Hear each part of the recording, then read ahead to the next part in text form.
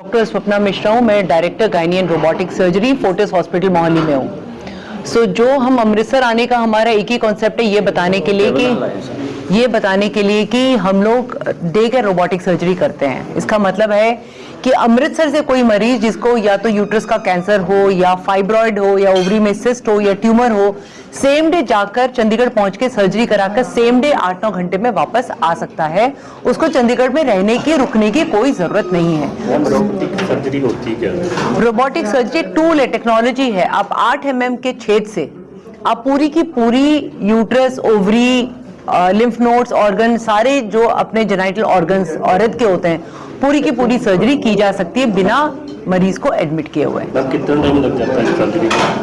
इस सर्जरी करने में जितना एक नॉर्मल सर्जरी में लगता है 1 घंटे से 1.5 घंटा लगता है, और 1 से 1.5 घंटा लगता है। और रोबोटिक टूल से आप उसको फास्टर रिकवरी दे सकते हो। मतलब ऐसा नहीं कि रोबोट यूज कर रहे हो तो आपको ज्यादा टाइम लगेगा, ऐसा कुछ भी नहीं है। सेम डे आप सर्जरी पूरा, अगर आप पेशेंट को एनेस्थीसिया के अंडर लेना, बाहर लेकर आना, 1.5-2 घंटे में सर्जरी होती है। उसके बाद रिकवरी रूम में रखकर हम उसके बाद मरीज को आदमी तो ट्रीटमेंट करवा लेता है, लेकिन जो थोड़ा सा पुअर है उसका भी बेनिफिट है, कोई इसमें सुविधा है कुछ? गवर्नमेंट में है ना, पीजीआई में रोबोटिक सर्जरीज अवेलेबल है, एम्स में अवेलेबल है, पर वहां ऑफ कोर्स वेटिंग 6-8 महीने की है। तो जहां पुअर, जहां अफोर्डेबिलिटी नहीं,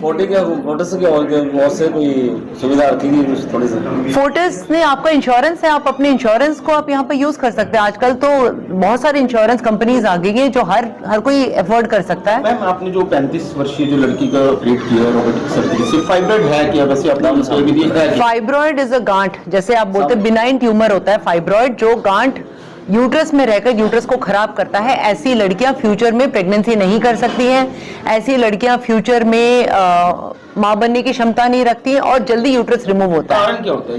ये जेनेटिक कारण है बेसिकली। अगर आप बचपन से वेट पे ध्यान न दो, कुछ तो जीन्स होते हैं जो माँ से आते हैं, आपके माँ से, दादी से, नानी से, बुआ से आते हैं। उसके बाद आपका एनवायरमेंटल फैक्टर, अगर आपका बचपन से एक्सरसाइज पे फोकस ना करो, वेट गेन हो, फैटी फूड हो, क्योंकि नॉर्थ इंडिया में जो फूड है बहुत ही फैटी फूड है, उस वजह से भी बहुत सारे फाइब्रॉइड से जल्दी ग्रो कर जाते हैं, जिस वजह से इनको रिमूव करना पड़ता है। यूजुअली अधिकतर बहुत सारे जगह जाओ तो बड़े बड़े फाइब्रॉइड्स हो तो लड़की को बोला जाता है कि आप यूट्रस रिमूव करो, पर रोबोटिक टेक्निक से हम फाइब्रॉइड रिमूव करके यूट्रस को बचा सकते हैं, जिससे ये लड़की फ्यूचर में शादी करके प्रेगनेंसी कर सके और उसको और कोई प्रॉब्लम ना हो। इसकी लाइफ टाइम कोई प्रॉब्लम नहीं है? रोबोटिक की कोई लाइफ टाइम प्रॉब्लम नहीं है, कोई लाइफ टाइम प्रॉब्लम। क्या टाइम पीरियड रहता है? क्या, किस चीज का टाइम पीरियड? सर्जरी का, और उसके बाद में पेशेंट कितनी देर बाद? सर्जरी के 6-8 घंटे बाद कोई भी ऑपरेशन, चाहे आप ओपन टेक्निक से करो, आप सर्जरी के 3 दिन बाद मरीज को घर भेजते हो।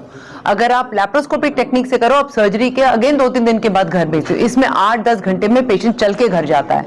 हफ्ते बाद मरीज घर के काम कर सकता है या ऑफिस ज्वाइन कर सकता है।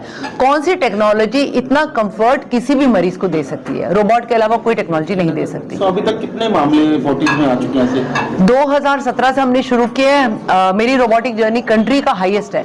800 से ज्यादा मैं रोबोटिक सर्जरी कर चुकी हूँ, जिसमें हर तरह के केसेस हैं, चाहे कैंसर केसेस हो, फाइब्रॉइड हो, अगर ओवरी में सिस्ट हो, हर तरह के केसेस हम लोग रोबोटिकली कर रहे हैं। इसके कॉस्ट कितनी है? रोबोट का कॉस्ट, एक नॉर्मल सर्जरी, अगर आप किसी भी हॉस्पिटल में एक आम सर्जरी कराने जाओ, उससे 1 लाख रुपए, 1 लाख रुपए एक्स्ट्रा आता है। कोई भी सर्जरी से 1 लाख रुपए एक्स्ट्रा आता है। Thank you.